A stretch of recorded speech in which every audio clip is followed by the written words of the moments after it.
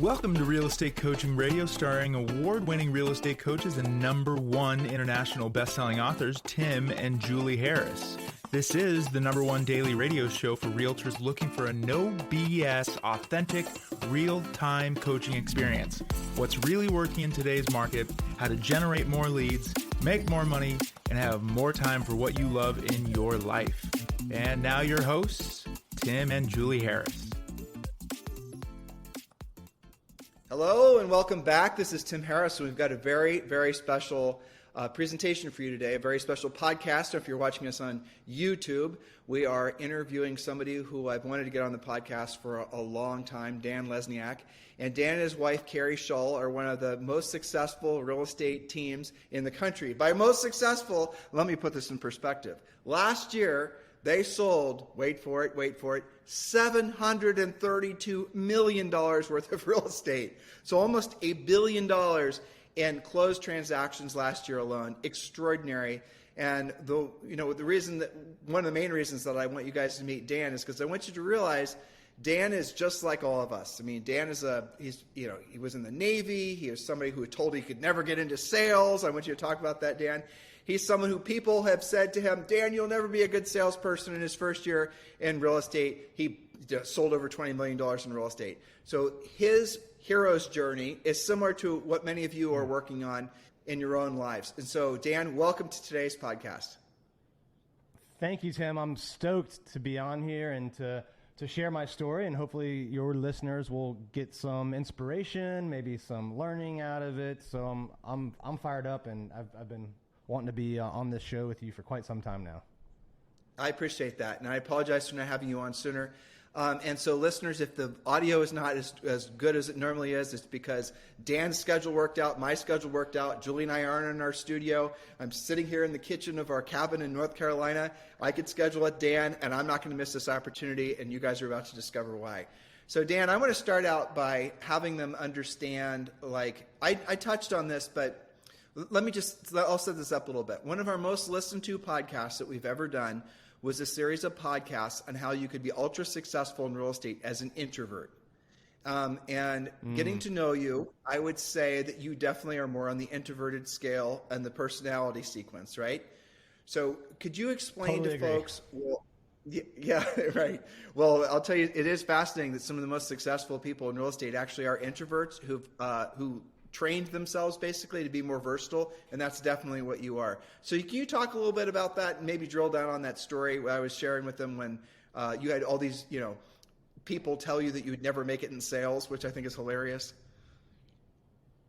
Yeah, so I think when you think of a lot of times people think I'm introverted, right? I'm an introverted person, so therefore I can't go out and meet people and can't do sales, and I don't think that's not how I define introvert, by the way. I think extroverts get energy from being around people. I think introverts get drained by doing a lot of it, right? So in other words, I can really want to do it, right? And want to meet people, want to present to them how I can benefit them with my service or product, right? I think any introvert can do that. I just think at the end of the day, you get a little bit drained from that, whereas an extrovert gets energy from that. So I did have an introverted personality. I was in the Navy and submarines, engineering background, did business school and at Georgetown while I was at the working at the Pentagon, and I thought I would get this big consulting job with McKinsey, Bain, BCG, one of these highly thought, luxury brand consulting companies, basically, right? And it turned out none of them were hiring in 2010, 2011, or not at a big enough pace, but they were still interviewing a lot. So I got tons and tons of interviews, and I kept getting this feedback that we think you're great on the technical aspects, but we don't think you'd be good at sales. We think you're too reserved. We think you're too much of an introvert. Maybe they were thinking, right? So who knows, right? At the time, I had a consulting job for the government, and I asked a government contractor in D.C. So I asked some of these interviewers, what should I do, right? I want another shot at this. I don't believe you, right? I think I'd be good at this job. And they said, well, go get another experience completely unrelated that might develop your sales background. And at the time, I was buying what was my fifth home in my lifespan. I bought my first at the age of 23 with a VA loan, $180,000 in Jacksonville, Florida area, if you can believe that. And so I was buying my fifth home in the Arlington area, and I thought, well, this is the fifth time I've done this. I always do a lot of the negotiation. I was one of those annoying clients, that would pester the agent for part of the commission. And I thought, I'll get my real estate license, which I did. And I thought it would just be some sort of little side hustle, right? Well, because I had this full-time job, I decided to market specifically just to my building, 180 condos, nothing more, nothing less. And the strategy worked pretty well. Within a few months, I had more commission in my pipeline than my contracting job was going to make in a year. So I had this 90-day commission pipeline that was better than a year of salary. So I remember the day I quit my job. It was one of the most liberating, freeing moments of my life when I told my boss I was quitting, and he asked, "Is there anything we can do to keep you?" Because for them it's just margin, right? Like they're paying you something and billing the government like 2x. So like they need bodies, right? So I told him, no, there's nothing you can do, and it just felt so liberating, so free. And I went on that year I got half the market share in that building, so I got like 11 or 12 million of sales just in one building, and 10 million more, and mostly in the same zip code, places really close. So I did $500,000 of GCI and never really had to get in a car in my first year. So that's how I got to where we are, and yeah, I think introverts can do quite well in this industry. Well, first of all, I should have said this before, but thank you for the service to our country. That's number one. Number two, Julie and I are both introverts, and Julie more than me, had to train ourselves to become more extroverted. So it's now some of you guys who are natural extroverts, you're thinking to yourselves, why are we talking about this? Because chances are you have an introvert in your life, maybe your kid, maybe your spouse, what have you, that is introverted, and unfortunately they have pigeonholed themselves into thinking, and maybe societal pressures have pigeonholed themselves into thinking that they're only capable of what introverts do, like working in a nuclear sub, for example. But the reality of it is you can do anything in your life. The key is to work to being versatile. The key is to work to having sales skills. So Dan, what was between you deciding that you were going to be in real estate, you were going to market and, work into this selling condos, it sounds like, in the building you were living in. You had to, as an introvert, I would assume, have a high level of confidence in what you were saying to them before you actually had conversations, or were you actually willing to just jump into the deep end without necessarily knowing how to swim? What was your plan to actually get started? Yeah, my plan was to, I understood these people, right? Like everybody in the area kind of has some shape or form of a job that revolves around the federal government. They're in a certain price range if you're in the, the same building, right? So I was one of them, right? I knew what their life was like. I knew the lifestyle they liked and being walkable to different areas, and so I really knew the audience, and I would go in knowing that. I'd go in with like my resume, like it was a job application. Like I put my in my listing packet, I would have I went to the Naval Academy, then Georgetown, and I would give them like my where I worked and what I was doing now, and I would give them my whole resume and really communicate the message that I'm a competent professional just like you, and I can get the job done. So I did go in there with confidence and presenting to them like that I'm one of you, and I know how to get the job done just like you know how to get your job done. So you and Keri have a huge social following. You guys have your own coaching business. You've written a best-selling book. You've got all this high level of achievement outside of even selling real estate, or certainly your military and your other career. But it's fascinating. I want listeners to really drill down on what he just said. One of the tendencies, and we'll move off the introverted subject here in a second, one of the tendencies of an introverted person is they're going to take too long to get started. They're going to basically be in this stage of, needing to learn more, need to get my systems organized, need to know what to say, role play forever, get my presentations down, work on my brand, work on my logo, got to make 14 more TikTok videos. In other words, they're always looking for more stuff to do before they actually start doing the stuff that they should have been doing in the first place, which is having direct conversations with, decision-making adults about buying and selling real estate. And what I want everyone to hear, because it's really important, especially for those of all of us introverted folks, is that you did not wait to be perfect at what you wanted to do. You just jumped into the deep end and you did it. And in the process of doing it, you learned what you needed to know. In other words, you did not wait to know and then get into work. You learned while you were earning. Did I just summarize it effectively? Yeah, I lost the first 2 or 3 listings I went on, so yeah, it didn't happen right away. I got good at hunting and good at focusing, and back then I would look up Zillow Make Me Moves. We were in an inventory constrained environment that year, so I would find buyers and then find out what kind of home they were looking for and then go find them off market. So I got very task oriented and process oriented. I do think that's an advantage that introverts have, is that I think introverts can get very task oriented and get the job done.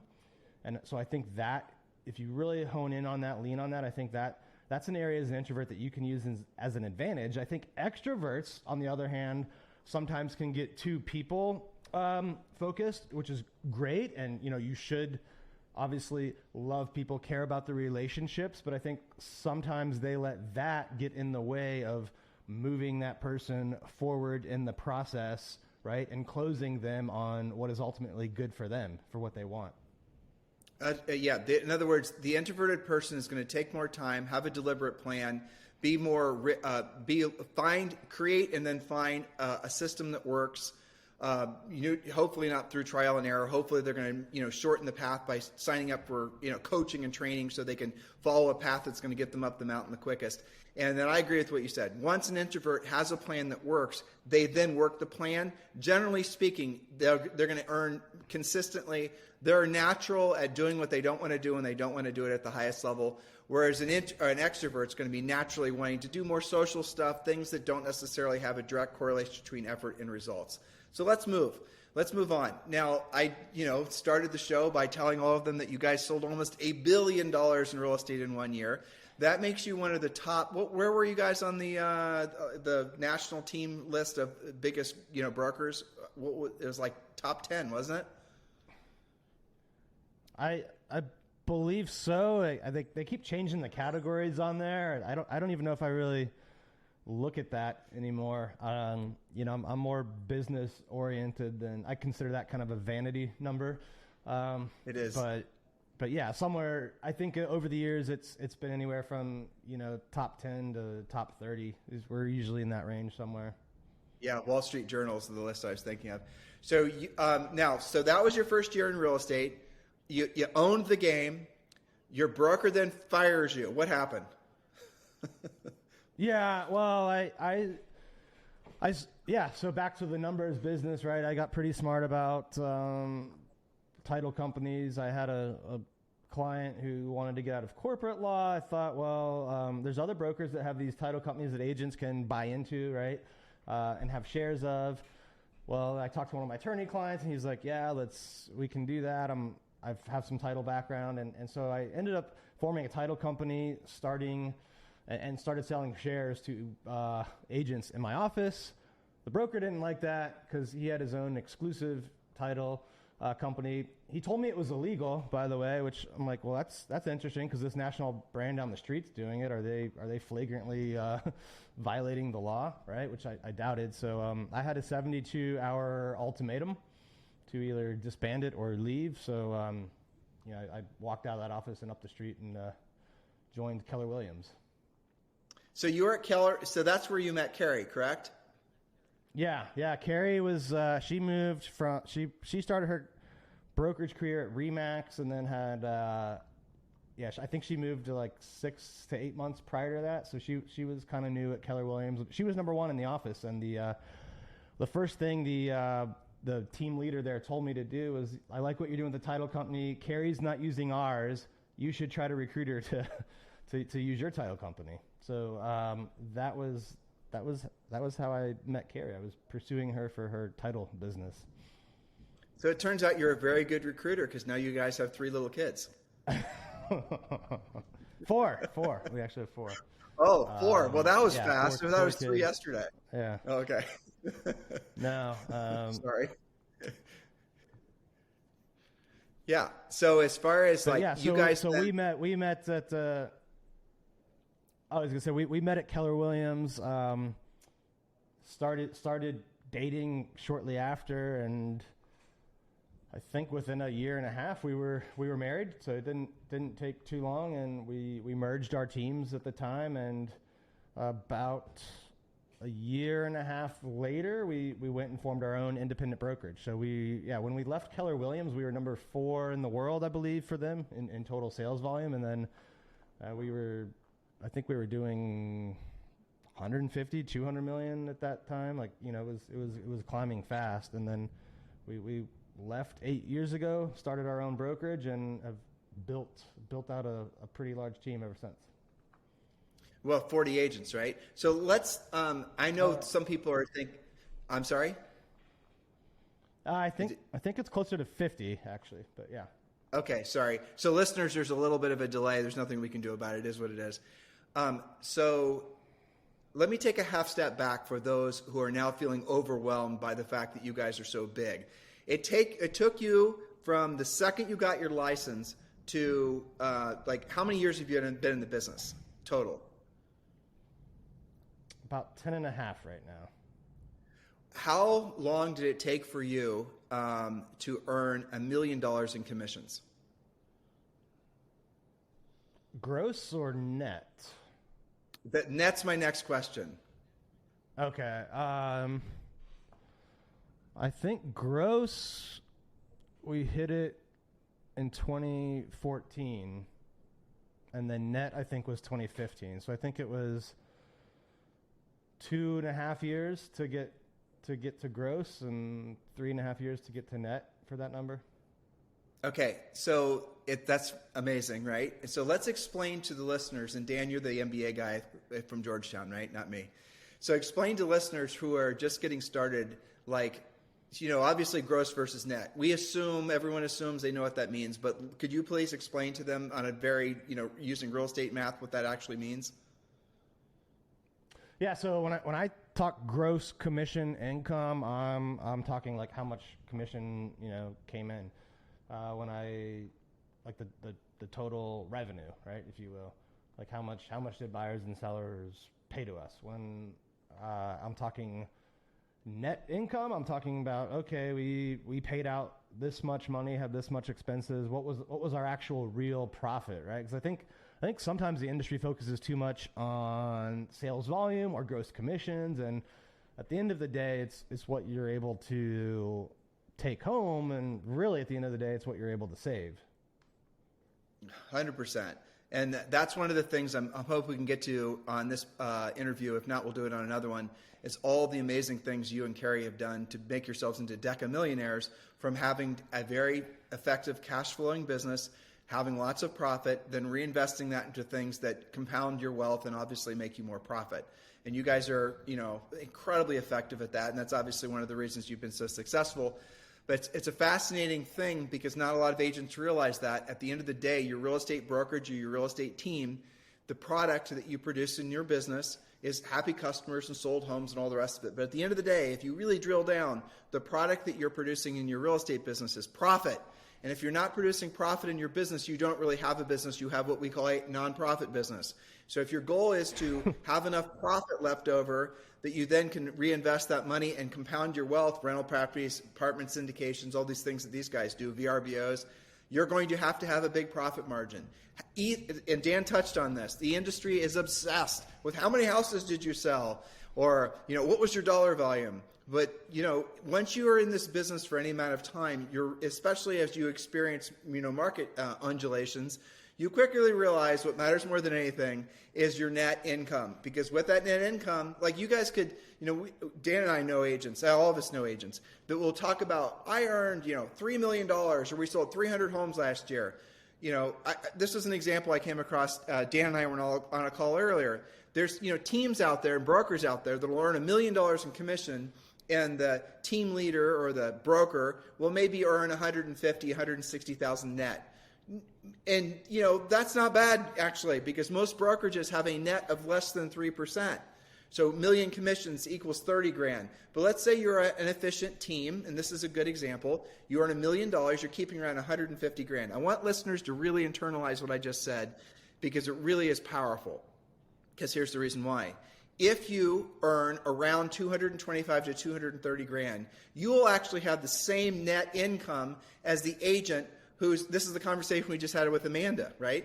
You'll have the same net income as the agent who has the team that's earning $1 million. So look, nothing against forming teams, nothing against hiring staff, nothing against building your brand, nothing against any of those things. But just go into it with eyes open.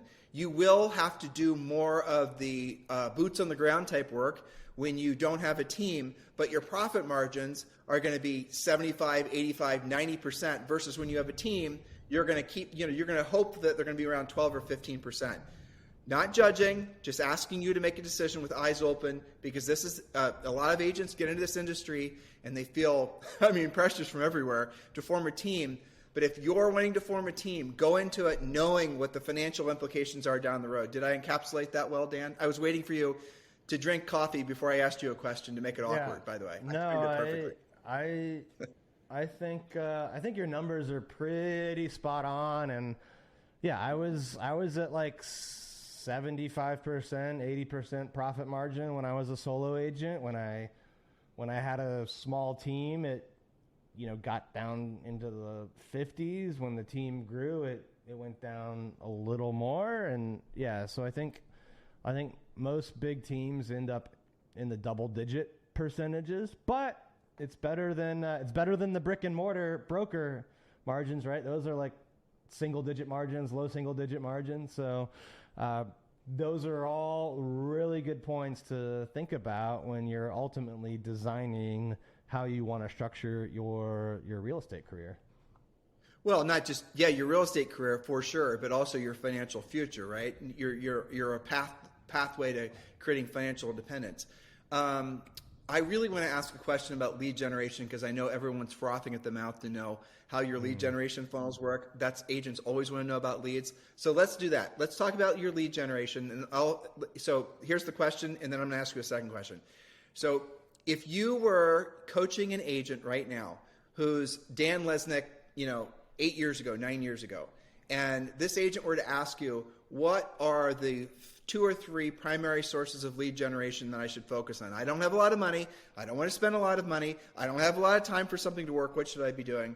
And secondarily, then, I want to talk to you about your pathway from massive producer single agent to small team to huge team to independent broker, and now to what you're doing. So, and go for it. Sure. No, I wrote in my book, I think the best way to approach, starting off or adding new business is to go through a process that I call segmentation, targeting, and positioning. So I think you need to look at your overall market, break it up into segments, pick your target segment, which I tell people, don't make it too big, right? That's, you don't want to try to go market to 10,000 homes when you're starting out. Define it more narrow. You can't be too small, but I've rarely met an agent that struggles with that. There has to be enough business there that if you became the top 1, 2, or 3 agents in that segment, it would give you a good income. And then positioning, how do you position yourself to that group of people that will add the most value? Now that a lot of people immediately go to geographic on that, which is natural and certainly can be done that way. You pick 1,000 homes that you're going to really dominate, right? Or 2,000 homes, but it can also be a prospecting technique, right? Like you can become the master of the FSBO market or the expired and withdrawn market. So if I were a new agent starting out, I would either pick a group of 1,000 homes that, I'm going to do door knocking, phone calling, direct mail, try to get emails, do email newsletter, or I would do a FSBO expired strategy. I think in particular in the next 12 to 24 months, I was actually just talking about this on my podcast with Tarek Al Musa. I think expireds are going to increase because sellers are probably used to the pricing from 3 to 6 months ago, and they're going to be stubborn about it at first, and it might take a listing or two to or agent or two that fails to get there, right? We've all heard the saying, or maybe some people haven't. In life, you want to be the firstborn son, second wife, or third real estate agent, right? So, if you're the third real estate agent to get that listing, chances are by that time they are going to be willing to sell it at a price that it will sell. So I think right now, I think that's something that people may have gotten away from in the last 2 years. There weren't a ton of expireds, right, in 2020 and 21, so maybe those are coming back. So I would pick, either a small, tightly defined geographic area, or expireds or withdrawns. And also don't forget about your SOI, right? Even when you're new, start telling, friends, family, past colleagues, people like don't be the secret real estate agent. I absolutely adore what you just said. Because first thing, centers of influence, past clients. So you have proactive and you have passive marketing, right? And I love what you were drilling down on expireds. Could not agree more. This is probably in the last, since say 2008, this is going to be the best opportunity for expired hunting that there's ever been, for sure, for all the reasons you just said. And then if agents were to focus on becoming an expired hunter, right? Learn how to proactively lead generate, pre-qualify, present, negotiate, and lead follow-up, and focusing your best energies on going after expired listings, 100%. And number two, I love what you said about centers of influence and past clients. Those two things, take your time, do take some skill that you can learn on the job, but they don't cost you any money. And absolutely, positively, 100% agree. So, Dan, you guys have been successful and ultra successful, I would say, in the industry. You guys were with Keller Williams, Keri was with Remax, you were with a different broker. You guys had obviously an enormous, very successful real estate team. You guys are in multiple states. You do apartment syndication. You do all the other things. You've been independent for a long time. You made a really big change in your business recently. What was that, and why did you do it? Yeah, so I decided to move to EXP Realty. Thanks to you. I wish you told me about it earlier, by the way. I always kind of tell people about that. But the reason is, EXP is the first brokerage at scale to eliminate the expenses, the cost, and, frankly, like the lack of innovation at what I call the big box brick and mortar brokerage model. So they've eliminated that expensive layer and replaced it with this virtual system. They were virtual before virtual became a thing. They were founded by someone who sold tens and tens of millions of dollars of real estate. That's kind of rare. Like there's a lot of founders right now that never sold a home. So, how can the company be designed for agents if that's, not the case? Like I don't understand that. Maybe I'm wrong on that, but I don't understand that.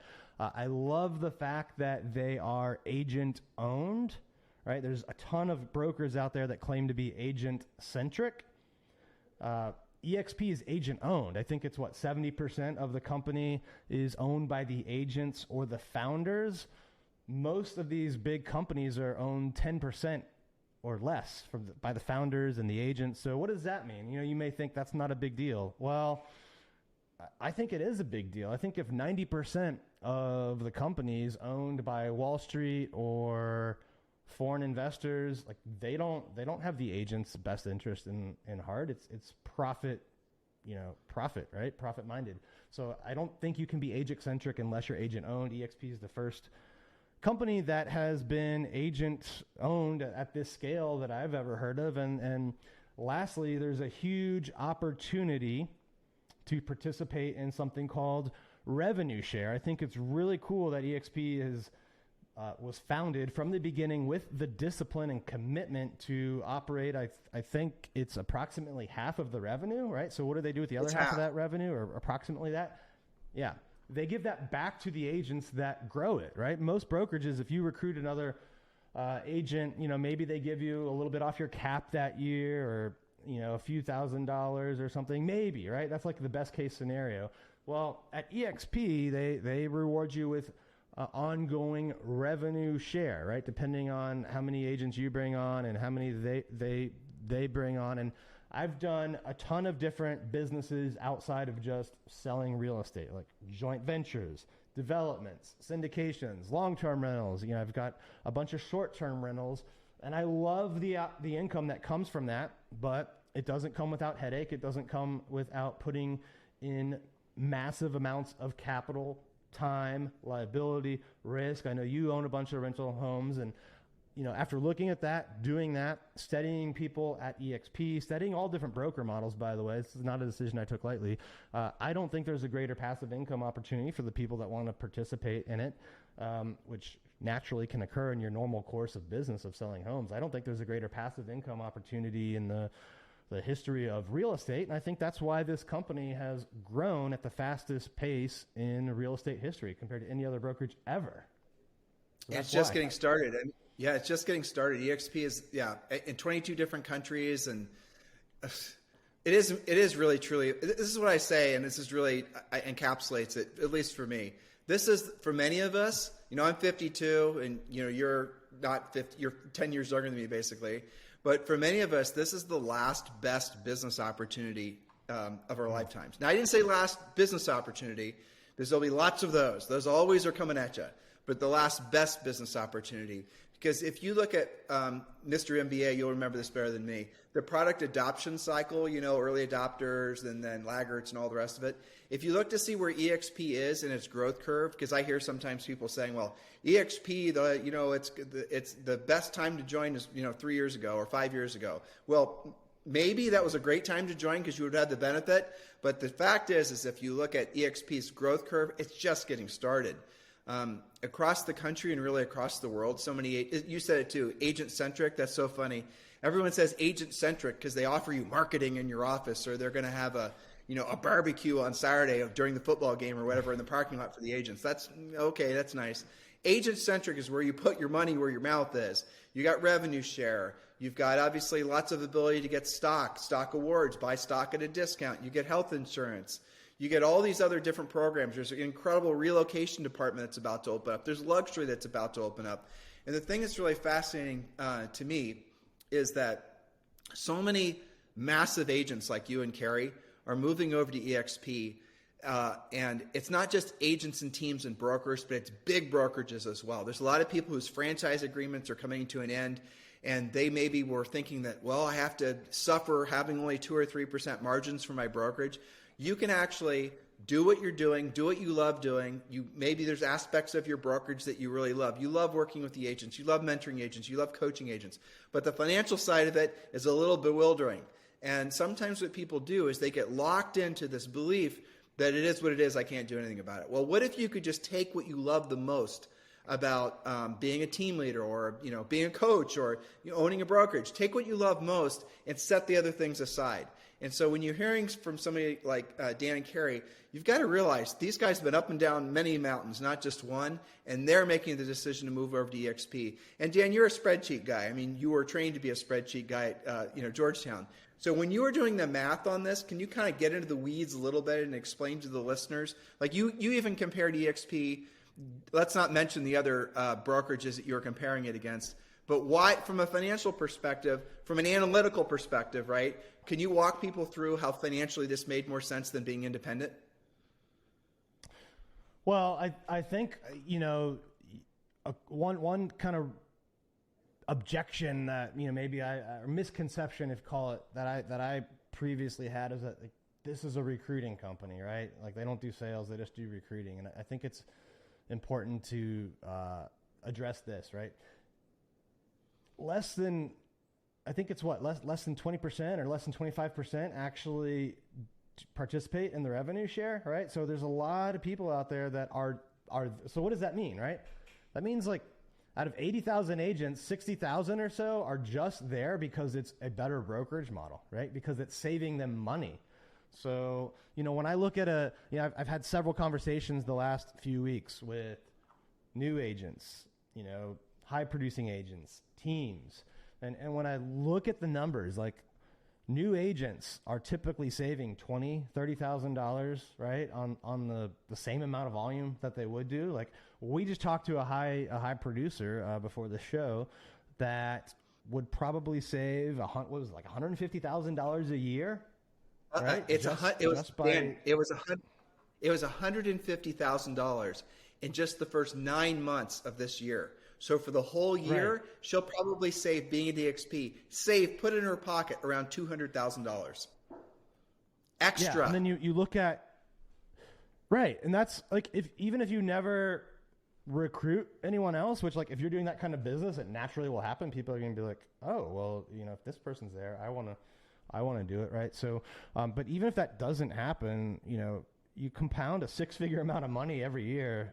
It's millions of dollars if you have a 20-year career over the course of your career. So there's a tremendous financial opportunity, financial savings, and yes, even independent brokerages, like you no longer have to have the brick and mortar office. You no longer have to hire a broker. You get E&O taken care of. Here's the big savings. Like if you don't have to insert yourself into the legal contract and broker questions, how much more money are you going to save?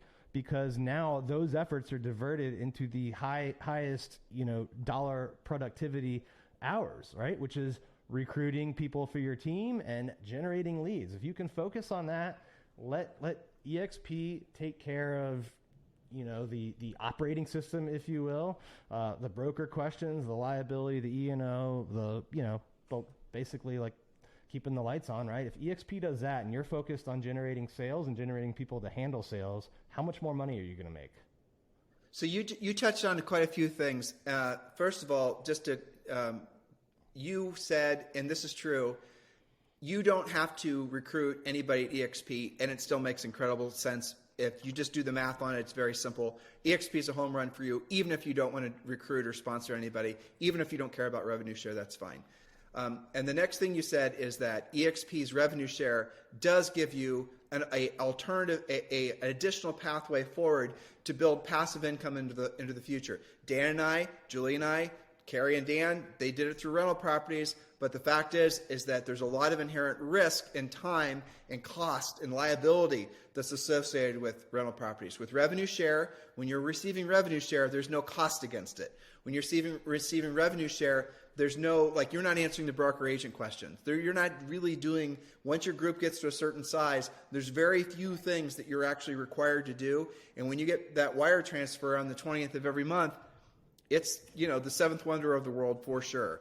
So here's something else I want you guys to listen to what he said. If you have a broker or a team, and right now, let's be honest, you might convince yourself that you like spending time on the nights and the weekends, and while you're, walking around downtown Paris on vacation, you might kid yourself that you like answering all your agents' questions about this, that, and the other. But wouldn't you just love to purge that from your life and still have the benefits of being an independent broker or team? Well, you can. Because when you move over to EXP, you're going to have their brokers that are going to be then responsible legally for answering all those questions. Now, some of you, and I totally respect this, Dan and Keri are similar. You guys you might have a very established brand. Keri Shull Team, very established brand. Well, that brand is going to stay the same.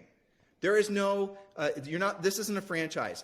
The EXP is not going to roll in and say, change your signs, change your colors, answer your phone saying EXP Realty. None of that. This is not like you're walking into, you're not becoming, Star Trek fans, right? I warned you, I was an introvert, which means I'm a nerd. So you're not going to all of a sudden find the big Borg cube, rolling into your front yard and trying to assimilate you into the system. Doesn't work that way. At EXP, they recognize you are the brand. EXP does not want to dominate you. EXP wants you to be the brand, and that means that if you have an established, like I've recruited several, large brokerages, and they didn't want to lose their brand. It was something that was generational, third generation, their grandfather started it, that sort of thing. Fantastic. Keep your brand. And what it's going to be, it's going to say, Bob Smith Real Estate in very small print, depending on how it works in your state. So that's something we have to be in compliance about. Brokered by EXP Realty. If you have a really great brand like these guys do, and you don't want to scuttle your brand, you don't want to mess with it, consumers recognize you as being the market leader, no worries. Keri Shull Team, brokered by EXP Realty. That's all it is. So a lot of times that will be something for a lot of brokers and teams and all the rest of it. You've spent millions of dollars, some of you. You've taken lifetimes to build up this stature in the community. Of course we want you to keep it. Of course we want you to preserve that. That's what, one of the greatest, I think, if you think how simple that is, but how nobody else does that other than EXP, it's pretty miraculous, really.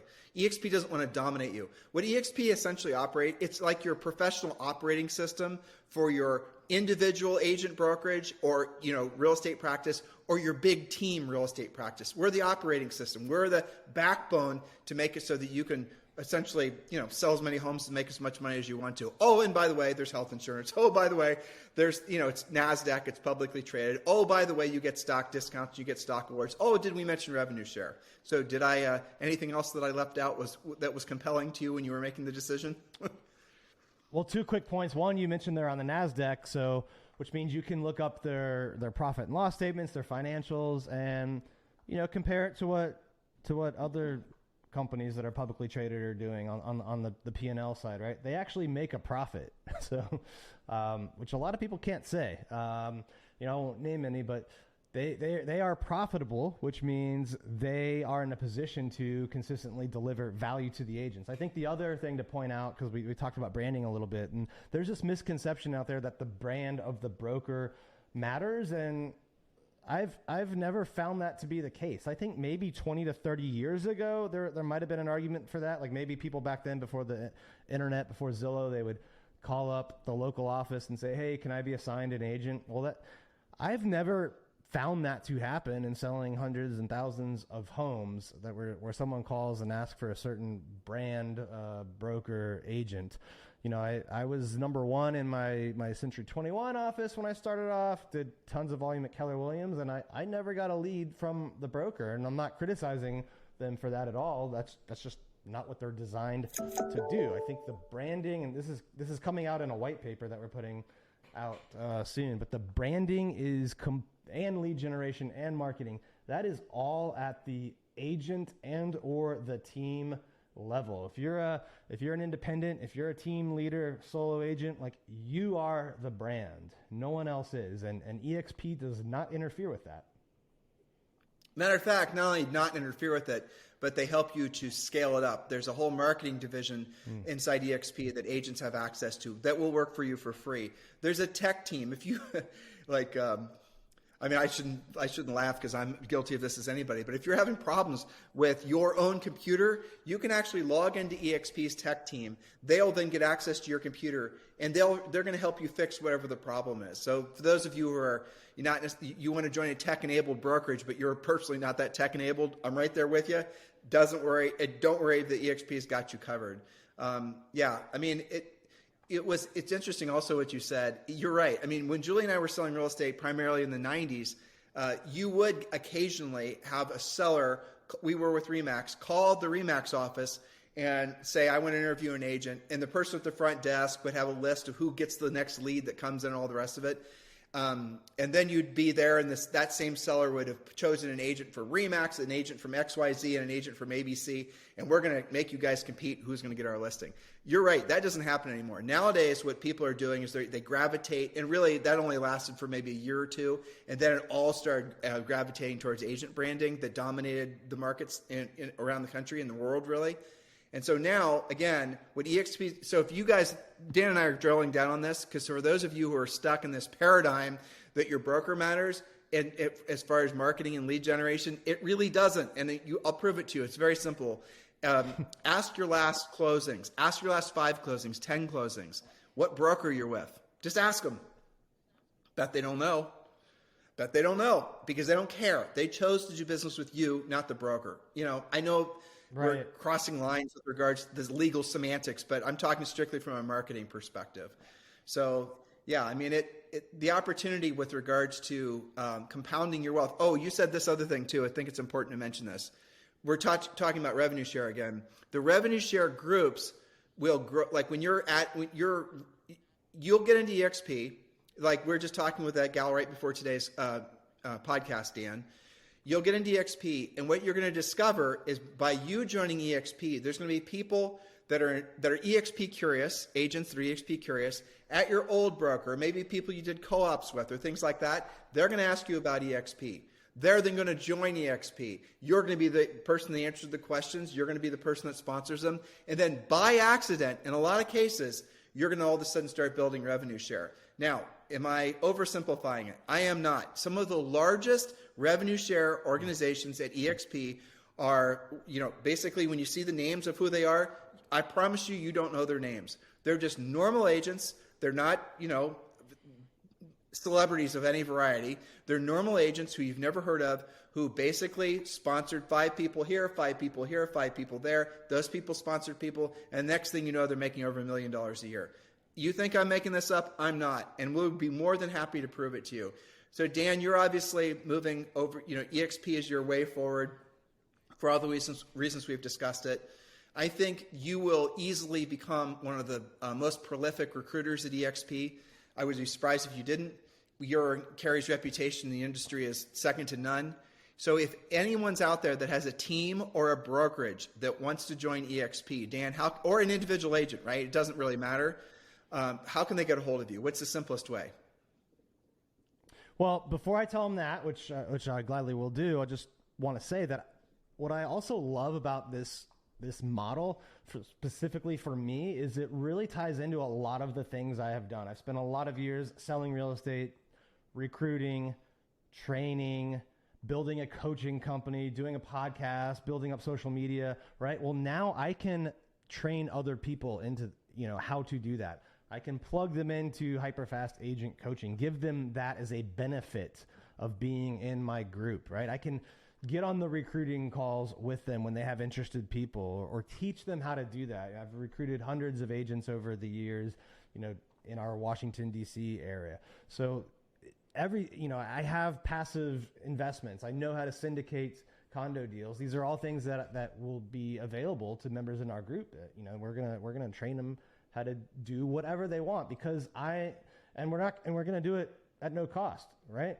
Normally you have to pay thousands and thousands of dollars a month to get these kind of benefits. They get all of that for free because I want them to grow. The bigger they grow, the bigger we grow. It's the first system of its kind in real estate at scale that's possible. So if you want to learn more about it, pick up your phone and send me a text message at 703-638-4393. That goes right to my cell phone, 703-638-4393. And that's your real cell phone. It's not going to an AI bot. It's not going to somebody overseas that's going to answer your text for you. This is really going directly to you, correct? Correct. Right, well, get ready. You're going to get a lot of that. I'm going to answer it.